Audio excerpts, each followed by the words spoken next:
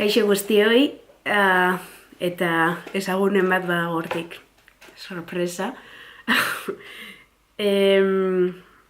Bai, bueno, lehenik eta behin asko sentitzen dut bertan egon ezin izateak.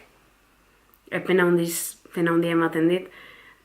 Ekimen hau asko gustatu zitzaidan delako sorpresa ikusi nuen Twitterren egun baten, eta baten esan nuen, egingo eta ariketa ikusteko abertzelan urtetzen den, eta niri asko kostatzen zaidalako sintetizatzea orokorrean, eta bueno, tesianik ingelesez egiten dudanez, eta hemen bizitza ingelesez egiten dudanez, asko, bueno, ez baino esfortzu doblea da niretzako zientzian, terminologia, eta bai, uste dut zaila egiten zait batzutan zientzia euskeraz egitea.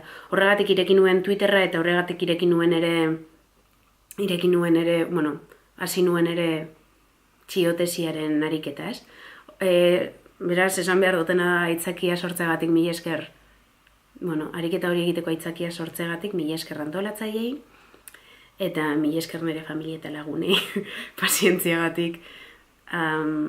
Askok esan zidaten txiotesiaren ostean ulertu zutela, zertan nenbilen azkenean, urte bete eta gero, zertan nenbilen artikoan.